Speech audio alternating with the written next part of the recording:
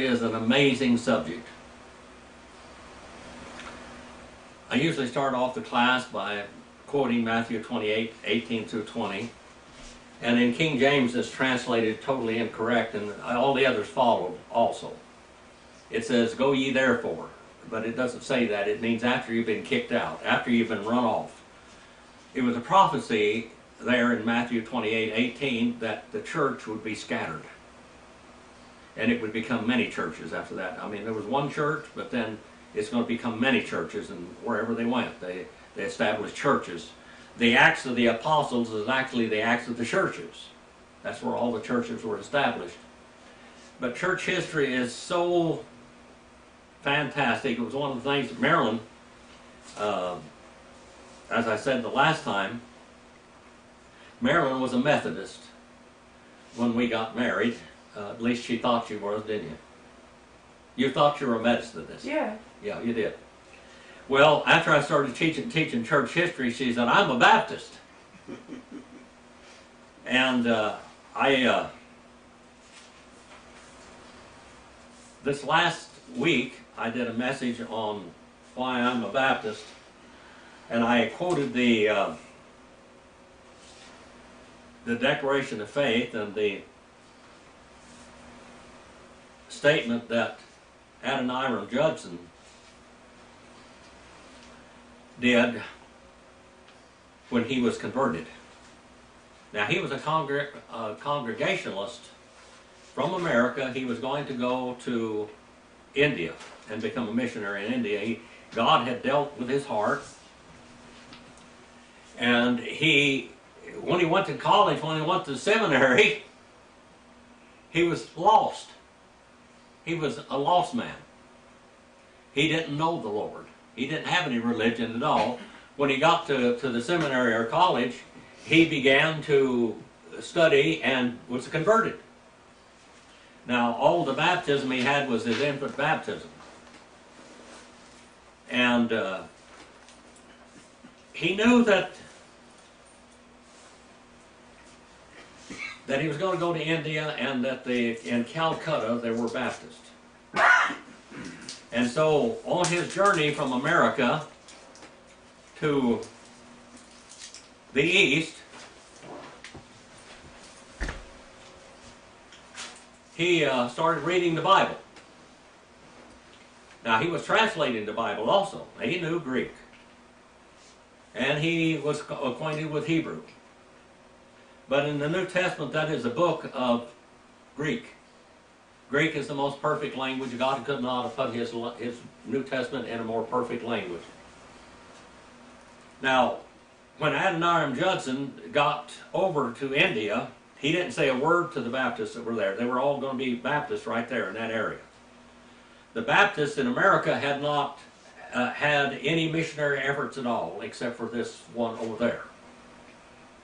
And many of the churches in America didn't even believe in missions at all. And I'll tell you a little bit about that. The last time when I taught this message, and even on sermon audio right now, I believe it's probably number 10 or 12 in the world download. I didn't talk about all the opposition among Baptists. We have in Baptist ranks today a propaganda, let's put it that way, a philosophy, that you should not go to college and you should not go to seminary. It only will confuse you. If you go and study theology in a seminary, it will only confuse you, so don't go there, and don't read any Bible but the King James Bible. Now, when King James had that Bible translated, it was translated for the Church of England, and it was against Baptists and against Catholics. That King James Bible cost many Baptists their lives because they denounced it. And now we have in America today, we have these King James only group in Baptist ranks. Of all things, the Bible was written against Baptists, and we got Baptists propagating this is the only Word of God there is, because they don't know history. When you don't know history, you're a fool and bound to repeat it. Now, back in when Adoniram Judson went to college, basically in America there were very few highly educated Baptist preachers at that time. Earlier than that, the Baptist preachers were highly educated. You had to memorize all 4 Gospels in Greek. And in whatever language you were teaching, you had to be able to translate it, and you had to memorize all 150 Psalms. That was the requirements for being a Baptist preacher. And the Baptists were usually doctors, real doctors. They practiced medicine, and in their churches they kept their people well, or else attended to their medical needs. They were surgeons, whatever. I know I'm throwing a shotgun view of all this stuff right now. Just boom, boom, you know, sawed off double barrel. But when Adoniram Judson, William Carey was in India, and Adoniram Judson, and by the way, he got converted the same way he studied his Bible and became a Baptist. You study your Bible, you're going to become a Baptist. That's just it. You study church history, you're going to become a Baptist. Anybody that does different than that, I don't know what's wrong with their brain waves or something. If you can study church history and not be a Baptist, if you can study the Bible from the original languages and not be a Baptist, I don't know what's wrong. But anyway, Adoniram Judson and his wife were on the ship going over there. It's a long voyage in those days, you know, these were sail ships. And he was studying how to defend his beliefs with his pedo baptism, baby baptism, and his beliefs as a Congregationalist missionary, how he's going to defend himself against the Baptists. Well, he studied over there so he could answer them, except that he says the Baptists are right. His wife would be sitting there and be studying, he said the Baptists are right. The Baptists are right. The Baptists are right. The Baptists are right. And she looked over him and told him, she said, I don't care, you may become a Baptist, but I'm not going to. I'm not about to. I'm not going to divorce my friends and my whole life and everybody I've come up with and been around all my life and missionary societies and everything else. I'm not going to walk off and leave that for some so-called biblical people called Baptists. Well, when they got to India, at first they had to do a lot of what we call legal paperwork and all kinds of stuff so they could go into these areas. And by the way, they were over there 6 years as missionaries and hadn't made one convert in 6 years. Hard ground because of superstition. Superstition is one of the worst things among people. And that's where we're going to come back over to America and the Baptist superstition. Now, he went over there, and then he went down and got the best writers on the congregational preachers, the best defense of the faith, and they went down and got some Baptist writings. And he studied long. He said, I can't go out on the mission field as a congregation. I can't do it. It's against I know now better. I know that I can't do that. I can't go out there and convert a mom and daddy and then baptize the whole family. I can't do that. He said the Bible teaches believers baptism, and then his wife said, I don't care what you believe. I'm not going to be a Baptist. And then she started studying, and guess what? Whammo! She becomes a Baptist. And then you go to the Baptist church over there, this William Carey, and they tell him, we need baptism, we're unbaptized. And we believe that, and they hadn't said one word to him.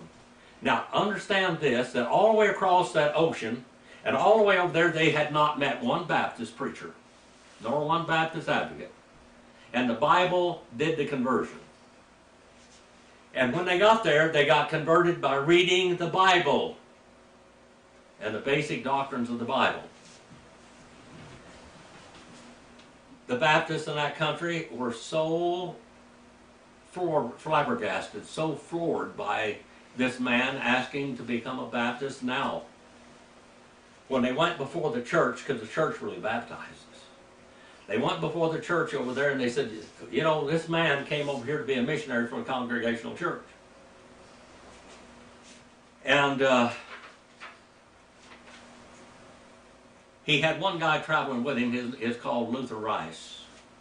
Well, by the time Luther Rice gets there where he goes, guess what? Luther Rice is studying his Bible, and guess what?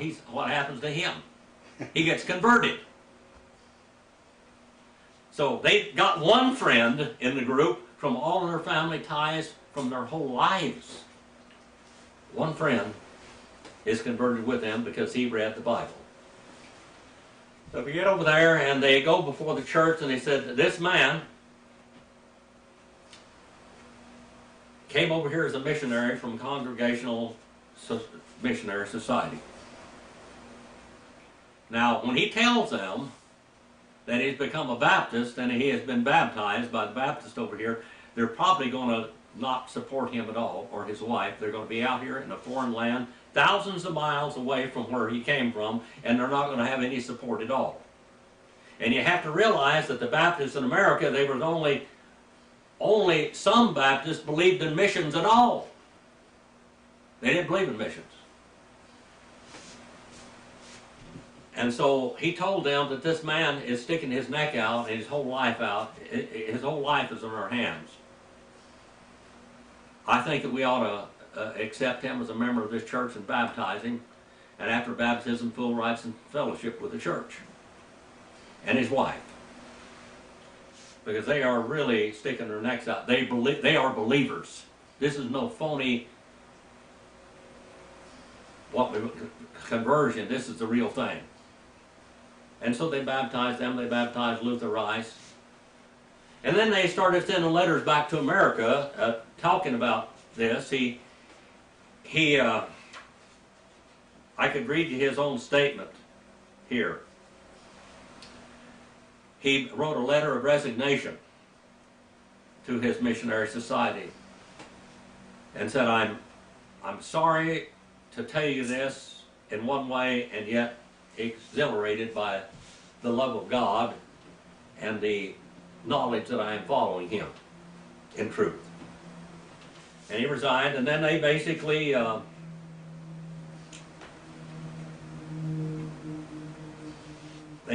accepted, but said, we're not going to support you.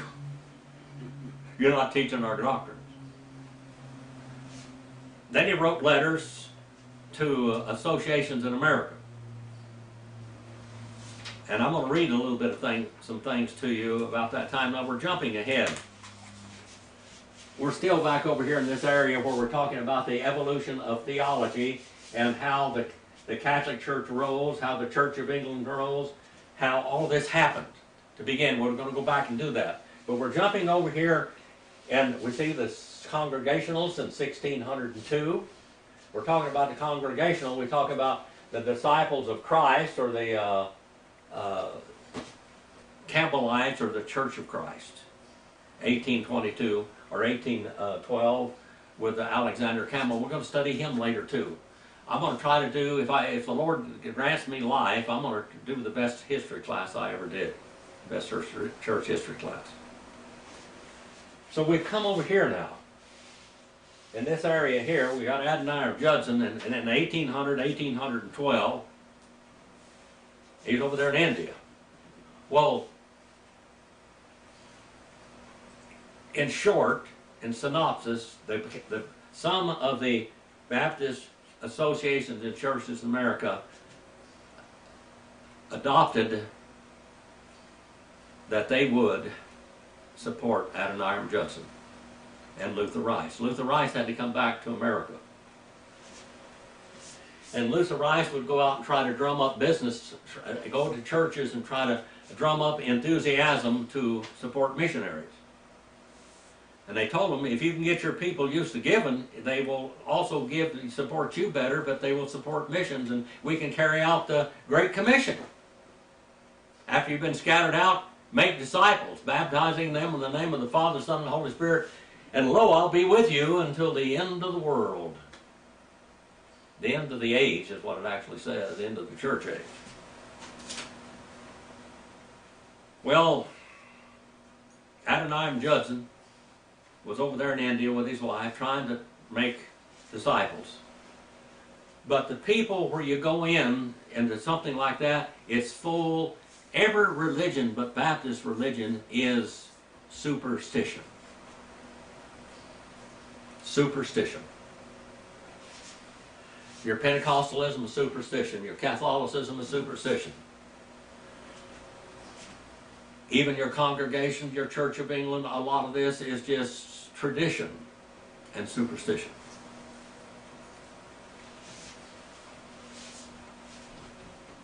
When he went into these areas where they believed in ancestor worship, Hinduism, Buddhism, and even Islam, it was all superstition. They couldn't, you know, in an Islamic country, you believe in Christianity, and you got a death sentence. Well, he's over there in India now. The Muslims run over in India. There's all kinds of Muslims in the world. They're denominations just like Christendom. And you see a lot of the Indian Muslim denominations are not like some of the other ones in the Middle East, but they're Muslim all the same. They went over there and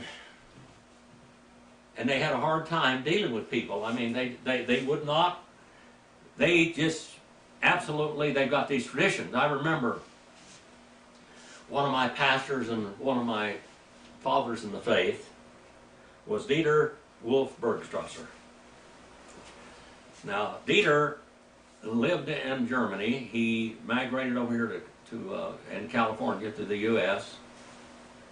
He joined the army over here, but when he was in Germany, he was Hitler's youth. He was in the youth army, Hitler's youth army. And he was a Lutheran. And when he came over here, he landed out there in Wasco. And he was out there for a while. And anyway, Brother D.S. Madden was there as his pastor. You know what happened with that, Maryland, don't you? D.S. Madden. He came and preached for me one time. Brother Madden, well, we were close like that. We went all over the world together, all over the Middle East and everything with them. Well, anyway, this is on a different story, but you won't understand that unless I tell you this. Brother Madden got up and preached for me, and he says, I want to talk to you all out there. He had a real D, 6'8", something like that. Great big man. He said, I'm going to tell you today. Now, he said, if you don't believe in God, I would take yourself out of this church house right now. Just walk off. Just walk out the door right now. Just do that. It's better for you. It's better that you walk out of this church right now than hear this message and reject the gospel, because you're going to answer for it when you come before God. God is going to put you in a hotter place in hell than you were before, because you rejected him. Well, with this type of preaching, you know, Dieter Bergstrasser didn't last long. Even though he's a Lutheran. Brother Madden got the boy, and he's, get down here, boy. Yeah, like this. Get down here. He got down on his knees and asked the Lord to forgive him and save him soul. But he married a little old girl out there that was grew up in Wasco. And they had a boy and a girl. And when those boy and a girl were born, it was the hardest thing in the world for him not to go down and have these babies baptized and christened. Because that was in his family for hundreds of years. It was hard for him not to go with the tradition, superstition that he'd been raised with. And he told about that later on. And of course the Baptists had a hard time in Germany and Russia and all over the place, China, every place. They were really beat up. They were called Wiedertäufers. And the Dieter Bergstrasser, when he was growing up, you know what his mama said to him? He said, if you don't be a good boy, and over here in America, the boogeyman's going to get you. If you don't straighten up, the Baptist's going to get you. That was their deal, the Wiedertäufers. those that baptized again. Well, Peter could hardly keep from baptizing his kids because of the superstition he'd been raised up, but it made him a stronger Baptist in the end. He taught me church history. I learned things from church history from the German standpoint that I would not have learned from anybody else.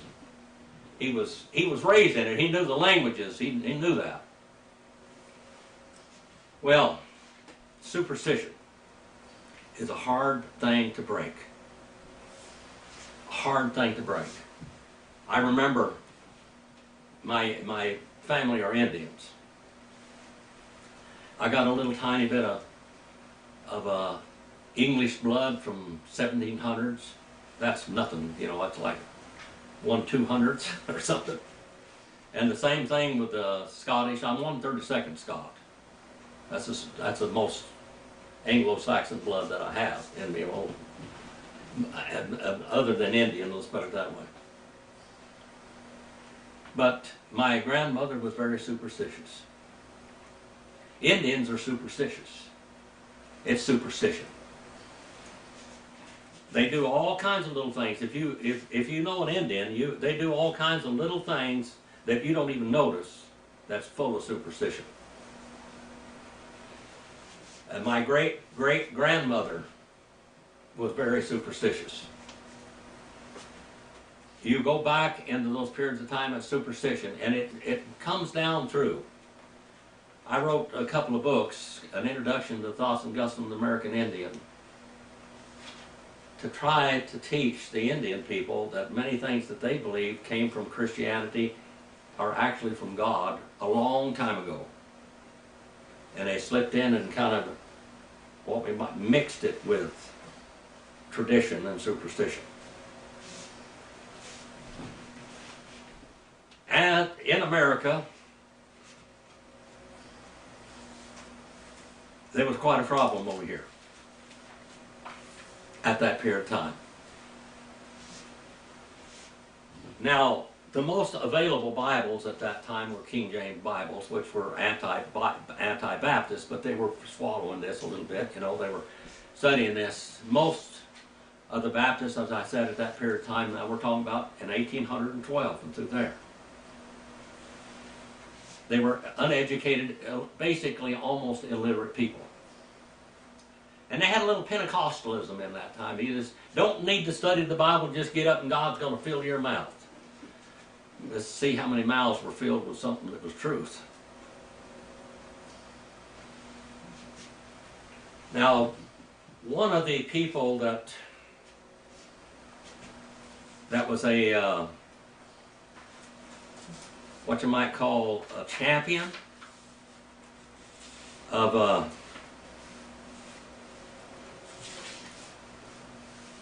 the hard-shell Baptist, the two-seat Baptist. Let's write this up on the board.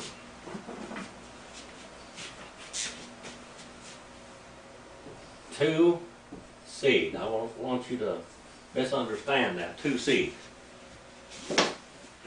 Now, the two-seed Baptists are like hyper-Calvinist. Now, I've gone through the 5 points of Calvinist tulip, and we looked at it: total hereditary depravity, irresistible grace, limited atonement, irresistible grace, and preservation of the saints.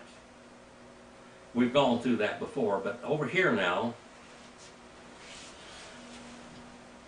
there are primitive Baptists in America. They're still called primitive Baptists. Now, primitive Baptists are totally separate from church and state, which all Baptists were. They didn't marry according to a license or anything like that. They wouldn't do that. That was, you married to the church and the state when you do that. You don't do that. If you got a license and got married, you went for justice of peace or something, and when you were a primitive Baptist, they excluded you for life. You were never can become a member of that church ever again because you had denied God and you had married yourself to the state in doing that. Now, some of the things that they believed at that period of time was two seeds. You know what a seed is? It has life in it. But their idea of these two seeds, one of them had life and one of them had death in it. Now, the two seeds You're either born of God, when you are hatched into this world, you are either saved or lost. They don't know, right at the beginning, you don't know which seed you are. But according to Tulip, the total hereditary depravity, unconditional election, limited atonement, irresistible grace. See that word, irresistible grace? That means if you are really born of God, God creates two kinds of people, lost and saved people. That's their idea, it's not mine, by the way. I don't believe that. That's contrary to the nature of God. And I've had people in my classes over the years that believe that, and these were Bible students that did that. You know, when a little child is conceived in this world, we got millions of abortions going on every day in the world, don't we? They're killing babies. They're killing an eternal being. Brother Madden again said, I thank God for every little Muslim baby that dies in infancy. At least they're not going to go to hell with their damning religions. And he believed that. And I believe that the blood of Jesus Christ covers all of the babies that are aborted and everybody that dies under the age of accountability, and it covers even those that cannot make a decision. They don't have enough intellect to make a rightful decision in their lives. Well, according to this two seed thing, and you'll understand this also, and I'll cut this message off in a minute, we'll start another one, the next one. I don't want to make them too long. But two seed, you're born lost or you're born saved, period. Now, if you're born lost, nobody can convert you, can they? According to that. You can't be converted. You're lost. You're born of Satan. Now, the Bible doesn't teach that. But that's what they believed. And they believed that nobody ought to go to college or seminary because all you do is get confused, just study the Bible. And basically the Bible they were studying back then was a King James Bible. And King James had his Bible translated according to the doctrines of the Church of England, not according to Baptist doctrines. And we'll get into that a little bit later too, Acts 2:38. Now, Luther Rice went out into different associations in America, and this was wilderness over here in 1812, in 1813, 14. He went out there and he was traveling. He would travel, he'd come up to a river. There weren't any roads, there wasn't highways. Basically Eisenhower built most of the roads in America. Well, actually, Franklin Roosevelt started all of it and built a lot of the roads, even in the mountains and everything. There's where you had the WPA and everything else. But in Eisenhower, he built roads to get out of the city. He says the first freeways were built by Eisenhower because he believed that we're going to have atomic attacks. And he had to have escape routes to do that, whether you knew that or not. Anyway, there weren't any roads in Luther Rice's day, and he goes out there horseback or with a wagon, a carriage, and he's driving up, and he comes up to a roaring river or a swampland or something. Now he writes a letter, and he tells these people he's going to be there at that date to speak in those churches, an association meeting there.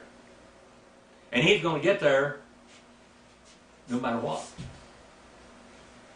And people come over there, and he comes up to this one guy in one river over there on one side. He said, will you help me across the river? He said, you can't cross this river. He said, if you help me, I will. They carried the harness. They took the buggy apart and carried it out, one wheel at a time, and then the body and everything, and they floated it across over there and drug it out, 2 men. And all of his luggage and all of his books and everything else that he's taken with him. He gets over there and reassembles the thing, and he goes on, and he gets where he's supposed to be. He had you couldn't stop him. He was unstoppable. And he came back to America because he was sick. because he wasn't strong enough to stay in India because of his illness, and he came over here and he got well and he went to work, boy. I mean, he went to work stronger than ever, trying to build up. And remember, he was converted on the way to India. He had been raised a Congregationalist. Wherever he went, now he comes into different areas there, and the churches, the Baptist associations become divided at that time, with the Anti-Missionary and Missionary Baptist. Now this church here, as far as I know, I'm the only organized, scripturally 501c3 church in this valley. We did it right.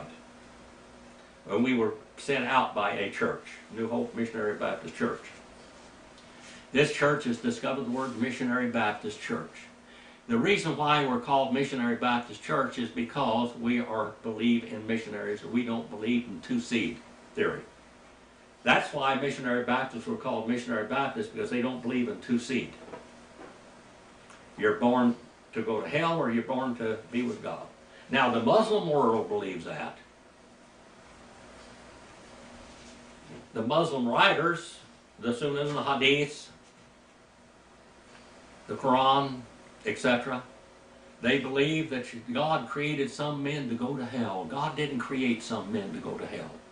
He didn't create babies to go to hell. There is a volition in that. Now in America, there was the Arminian and the Calvinist views. We had the regular and we had the separate Baptists.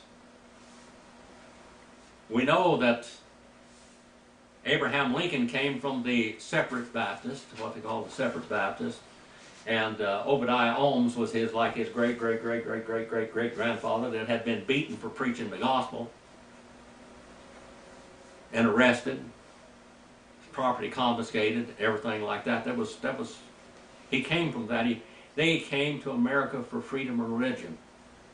I wish he'd have listened a little closer. I wish he'd have paid attention to his mother and father. They were separate Baptists. Well, as you see all of this coming up, and we're here in America at this time. You know, Abraham Lincoln was born in 1809. This is where all this is taking place now. This is when the Baptists in America, they had no missionary societies at all. The only converts they had in foreign lands was that they got converted going there. Their conversions were on the way there. There was something else that they became Baptists by studying the Bible.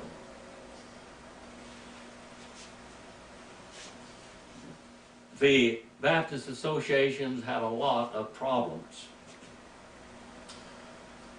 because many of them were two-seed and they didn't believe. Now, how in the world are you going to go any place in any heathen land? According to them, everybody in India, everybody in China, and all these heathen lands where there were all born of Satan, and they were of the wrong seed. And how in the world are you going to convert a devil? But that's not the way it is it? But I know some of you listening out there may believe this. But that's not that is contrary to the character of God. Contrary to the character of God. God gives all man, even John Calvin in his later days, he wrote a commentary on 1 John 2:2, and it says, for he is not only our atonement, for the atonement of the whole world. And he said that is a hope, a doorway to hope unto all men. Jesus Christ, John 3:16, for God so loved the world that he gave his only begotten Son, that whosoever believes in him shall not perish but have everlasting life. The whosoever is not just the white seed.